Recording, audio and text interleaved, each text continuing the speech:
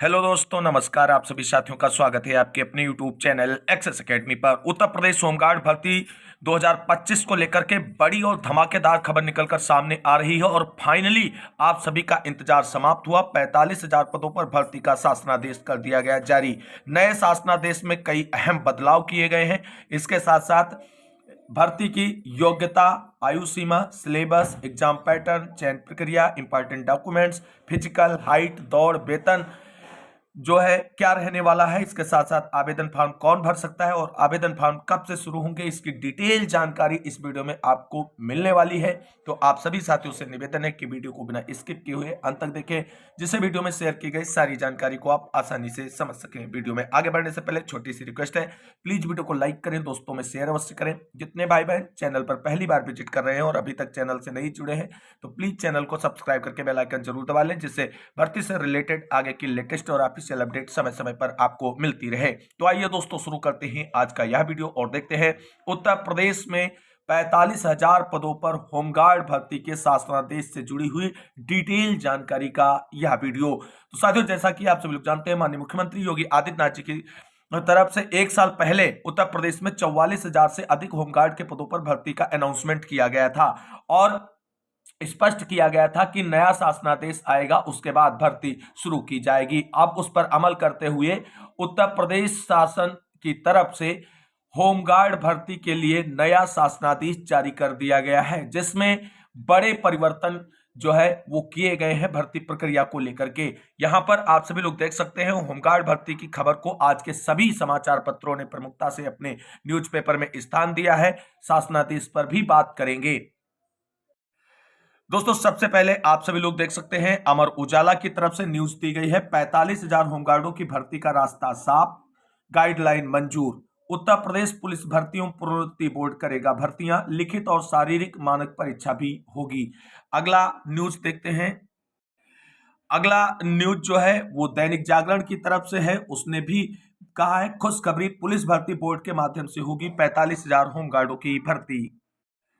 यहां पर दोस्तों हिंदुस्तान समाचार पत्र की तरफ से भी होमगार्ड भर्ती का जिक्र किया गया है। 45,000 होमगार्डों की होगी भर्ती। तो ये सारी न्यूज है। अब हम जो शासनादेश जारी हुआ है उस पर बात करते हैं। तो दोस्तों, यहां पर आप सभी लोग देख सकते हैं, उत्तर प्रदेश में 45,000 पदों पर होमगार्ड भर्ती के लिए शासन स्तर से जो शासनादेश जारी हुआ है वो आप सभी के सामने है। प्रेषक राजेश कुमार सिंह, प्रमुख सचिव उत्तर प्रदेश शासन सेवा में महासमादेष्टा होमगार्ड्स उत्तर प्रदेश लखनऊ को ये आदेश जारी किया गया है। यहां पर आप सभी लोग देख सकते हैं, 3 नवंबर को यह शासनादेश जारी हुआ है। होमगार्ड संभाग के लिए जारी हुआ है। विषय है होमगार्ड्स स्वयंसेवकों के एनरोलमेंट के संबंध में। महोदय, उपयुक्त विषय अपने पत्र संख्या 763/ होमगार्ड का जो पत्रांक संख्या है वो मेंशन किया गया है।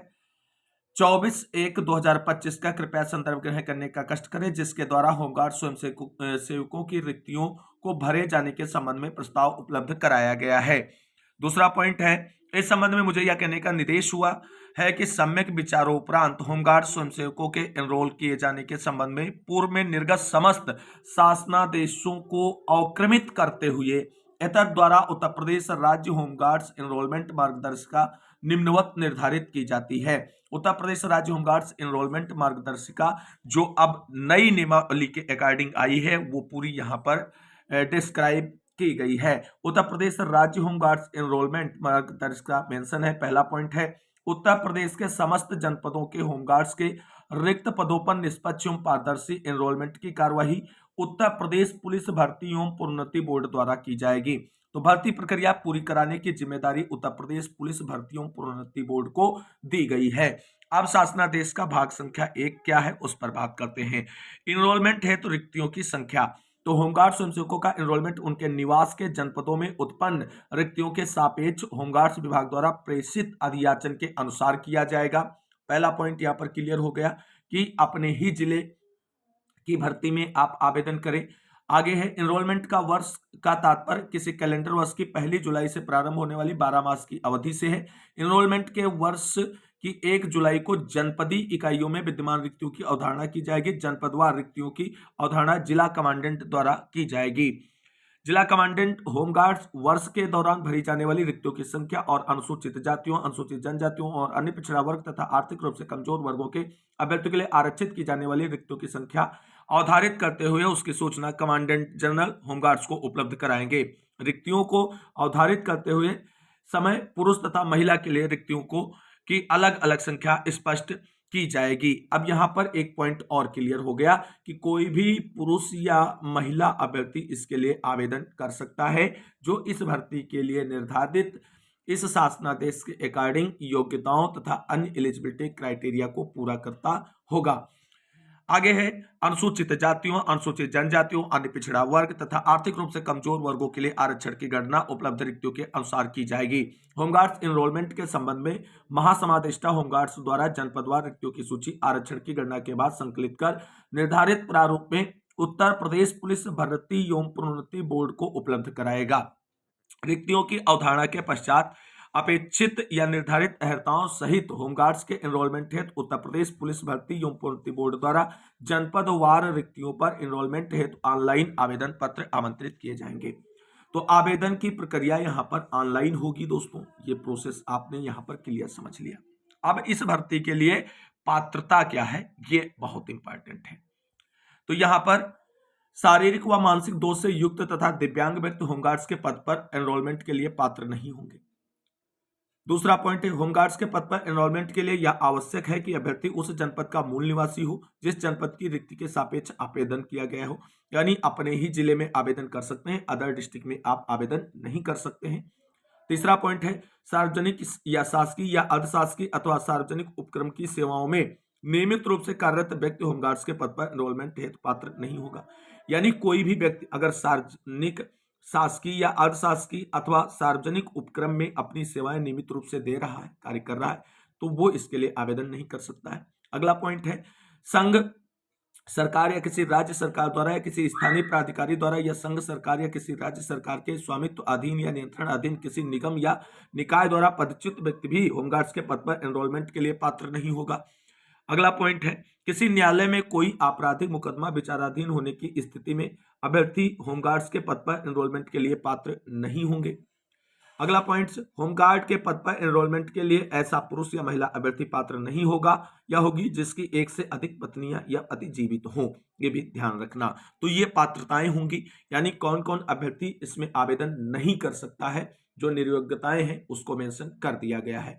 ड्यूटी भत्ता क्या रहेगा, तो होमगार्ड्स को काम के लिए बुलाए जाने पर शासन द्वारा समय समय पर निर्धारित ड्यूटी भत्ता दिया जाएगा। आरक्षण किस तरीके से लागू होगा, तो अनुसूचित जातियों, अनुसूचित जनजातियों और अन्य पिछड़ा वर्ग तथा आर्थिक रूप से कमजोर वर्गों के लिए लंबवत आरक्षण और स्वतंत्रता संग्राम सेनानियों के आश्रितों, भूतपूर्व सैनिकों एवं महिलाओं के लिए क्षैतिज आरक्षण एनरोलमेंट के समय प्रवर्तित उत्तर प्रदेश सरकार के आरक्षण प्रावधानों या आदेशों के अनुसार अनवन्य होगा। विभिन्न श्रेणियों के लिए पदों के आरक्षण की गणना जनपद स्तर पर उपलब्ध रिक्तियों के सापेक्ष की जाएगी तथा गणना में दशमलव के बाद के अंकों को छोड़ दिया जाएगा, केवल पूर्ण अंकों को ही संज्ञान में लिया जाएगा। तो यानी आरक्षण जो नियम है राज्य सरकार के, वो सभी नियम आरक्षण से संबंधित लागू किए जाएंगे भर्तियों पर। शैक्षिक योग्यता क्या निर्धारित की गई है इस भर्ती के लिए, तो होमगार्ड स्वयंसेवकों के एनरोलमेंट हेतु अभ्यर्थियों की शैक्षिक योग्यता भारत में विधि द्वारा स्थापित बोर्ड द्वारा कक्षा 10 जो है उत्तीर्ण अथवा उत्तर प्रदेश सरकार द्वारा मान्यता प्राप्त उसके समकक्ष अर्हता होनी अनिवार्य है।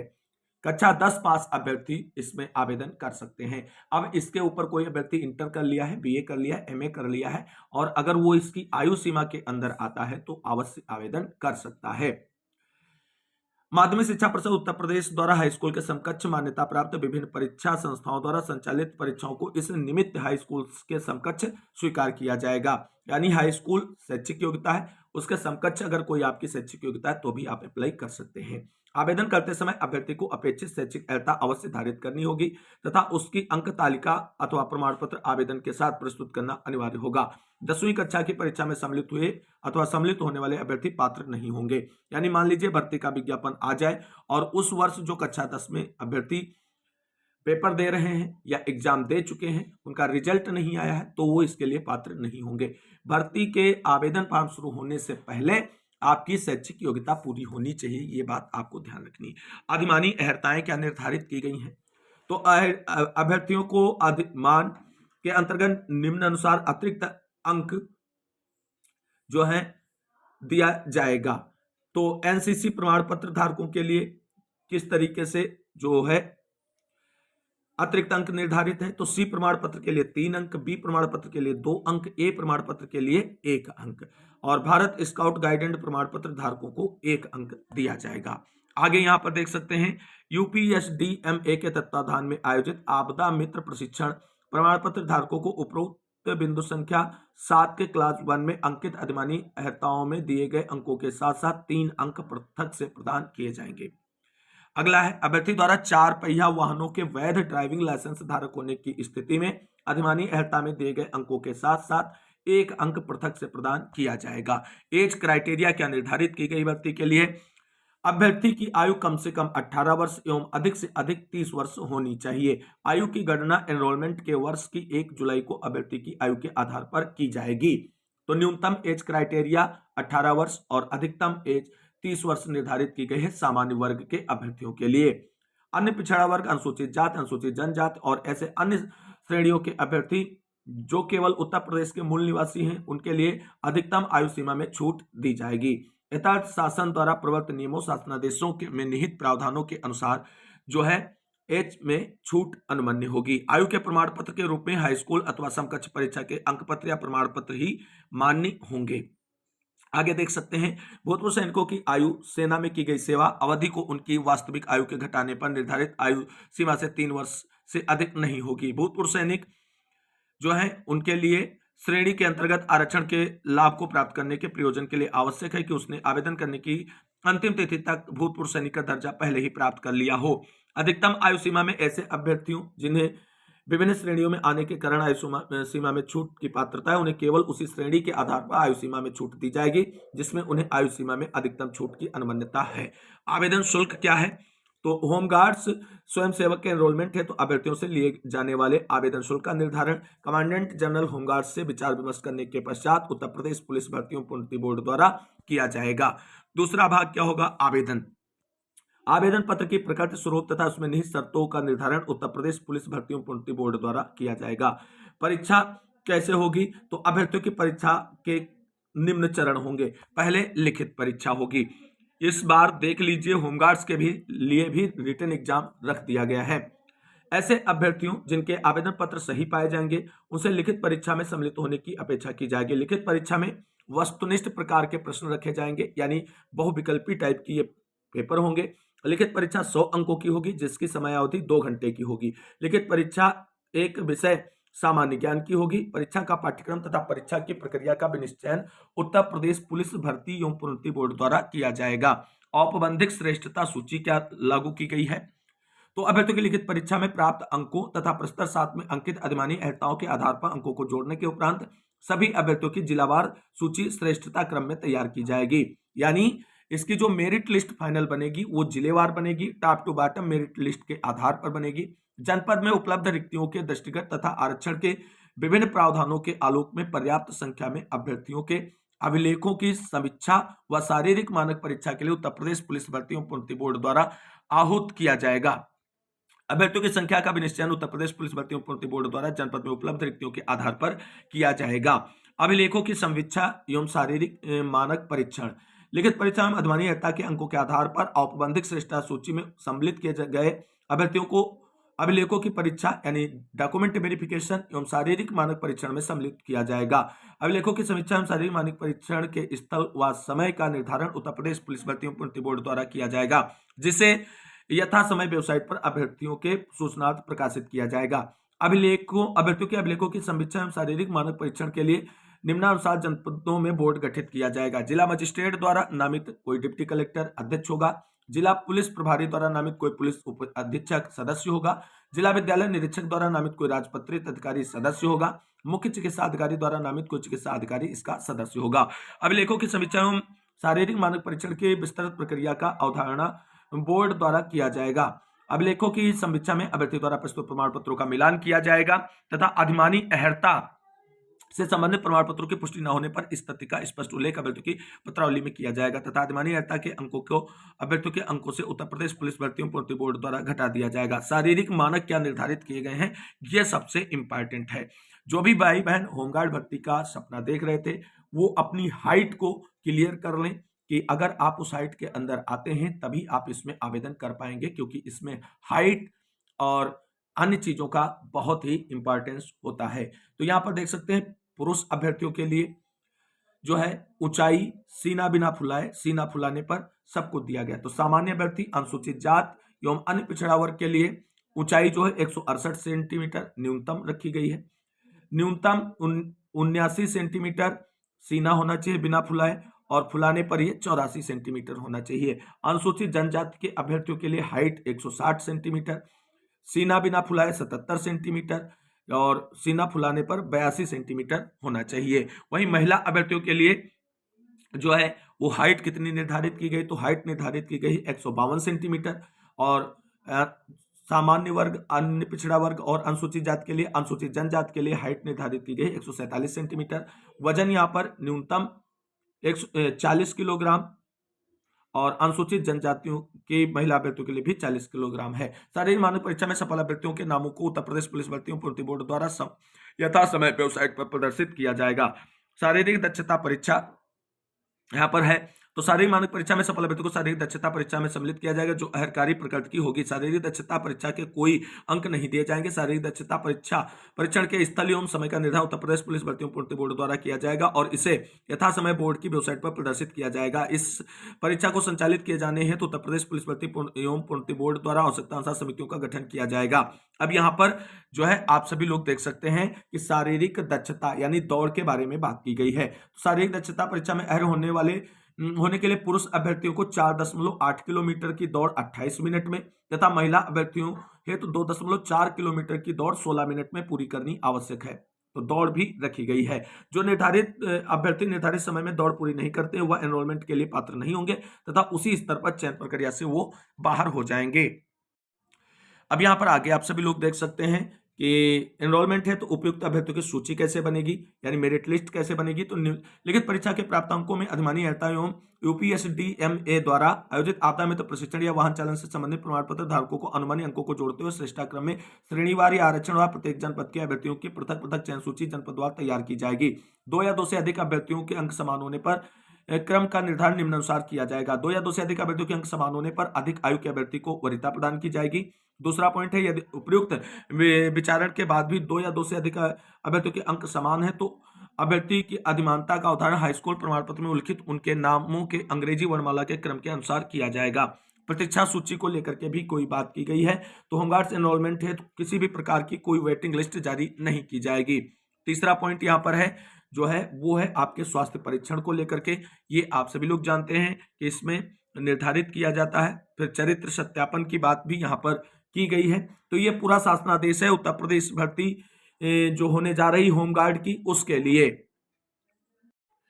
अब दोस्तों यहाँ पर आप सभी को बता दें कि जो भी भाई बहन इसके लिए आवेदन फॉर्म अप्लाई करना चाहते हैं वो सभी लोग जो है अपने डॉक्यूमेंट्स रेडी रखें। डॉक्यूमेंट्स में आपका आरक्षित वर्ग के अभ्यर्थियों के लिए जाति और निवास प्रमाण पत्र, सामान्य वर्ग के अभ्यर्थियों के लिए निवास प्रमाण पत्र केवल, ईडब्ल्यूएस के अंतर्गत आवेदन करने वालों के लिए ईडब्ल्यूएस सर्टिफिकेट होना चाहिए और आधार कार्ड, पैन कार्ड भी आपके पास होना चाहिए। आधार कार्ड का नाम हाई स्कूल की मार्कशीट के नाम के अनुसार ही होना चाहिए। अगर किसी भाई बहन के आधार कार्ड में और मार्कशीट के नामों में या डीओबी में अंतर है तो आप संशोधित करा करके हाई स्कूल की मार्कशीट के अकॉर्डिंग अपने आधार को क्लियर कर लीजिए। बाकी यहाँ पर इसके सिलेबस को लेकर के जैसे ही ऑफिशियल आदेश आएगा उसके बारे में चर्चा करेंगे। फिलहाल आप सभी लोगों को हमने शासनादेश से जुड़ी हुई सभी जानकारियां डिस्कस कर दी हैं। जो इंपॉर्टेंट चेंज किए गए हैं उनको भी हमने डिस्कस कर दिया है। आवेदन की प्रक्रिया दिसंबर माह तक शुरू होने के चांसेस हैं। अब देखना ये होगा कितनी जल्दी विज्ञप्ति जारी होती है उत्तर प्रदेश पुलिस भर्तियों पूर्ति बोर्ड के द्वारा उत्तर प्रदेश होमगार्ड भर्ती के लिए। आगे की जो भी अपडेट होगी आपको चैनल के माध्यम से डिस्कस की जाएगी। फिलहाल इस वीडियो में बस इतना ही, मिलते हैं नई वीडियो में। तब तक के लिए सभी भाई बहनों को जय हिंद, जय भारत, वंदे मातरम।